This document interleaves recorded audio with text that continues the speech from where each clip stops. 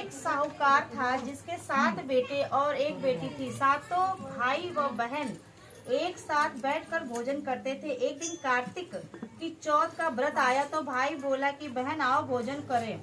बहन बोली आज करवा चौथ का व्रत है, चांद उगने पर ही खाऊंगी।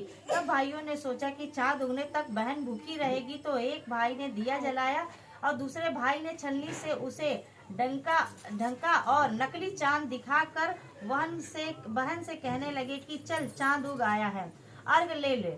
बहन अपनी भाभीियों से कहने लगी कि चलो अर्घ दे, तो भाभियां बोली तुम्हारा चांद उगा होगा, हमारा चांद तो रात में उगेगा।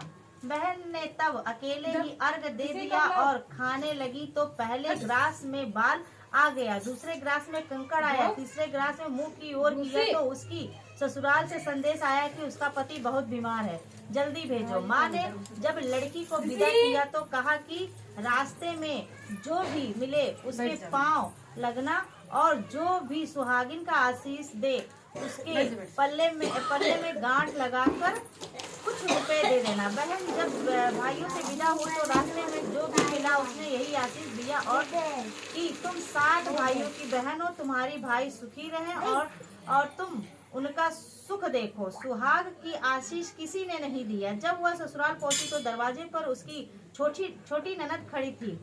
वह उसके भी पांव लगने लगी तो उसने कहा कि सुहागिन रहो, सपूती हो। तो उसके यह सुनकर पल्ले में गांठ बांधी और ननद को सोने का सिक्का दिया। तब भीतर गई तो सासू ने कहा कि पति धरती पर पड़ा है, तो वह उसके पास जाकर उसकी सेवा करने के लिए बैठ गई। इसके बाद सासू ने दासी के हाथ बची कुची रोटियां भेज दी। इस प्रकार से समय बीतते मगसीर के चौथ आई तो चौथ माता बोली करवा ले ले भाइयों की प्यारी करवा ले ले। लेकिन जब उसे चौथ माता नहीं दिखलाई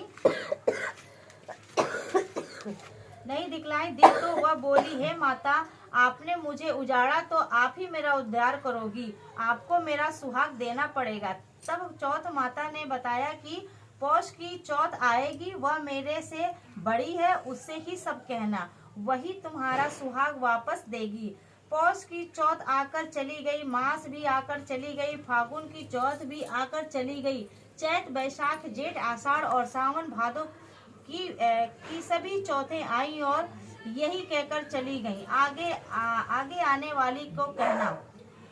असौज की चौथ आई तो उसने बताया कि तुम पर कार्तिक की चौथ नाराज हैं, उसी ने तुम्हारा सुहाग लिया है, वही वापस कर सकती हैं, वही आएंगी तो पांव पकड़कर विनती करना। यह बताकर वह भी चली गई।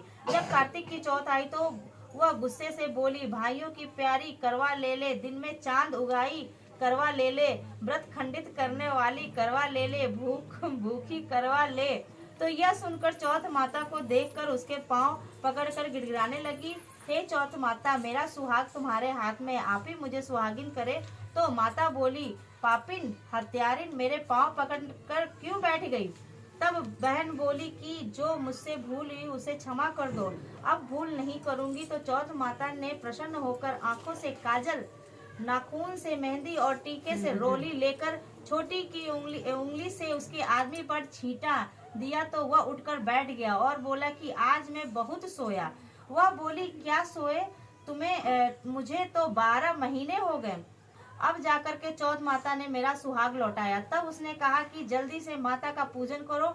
जब चौथ की कथा सुनी, करवा पूजन किया तो प्रसाद खाकर दोनों पति पत्नी चौपड़ खेलने बैठ गए। नीचे से दासी आई, उसने उन दोनों को चौपड़ पासों से खेलते देखा तो उसने सासू जी को जाकर बताया। तब से सारे गांव में यह बात प्रसिद्ध हो गई कि सब स्त्रियां चौथ का व्रत करे तो सुहाग अटल रहेगा। जिस तरह से साहूकार की बेटी का सुहाग दिया, उसी तरह से चौथ माता सबको सुहागिन रखे, यही करवा चौथ के उपवास का सनातन महिमा है।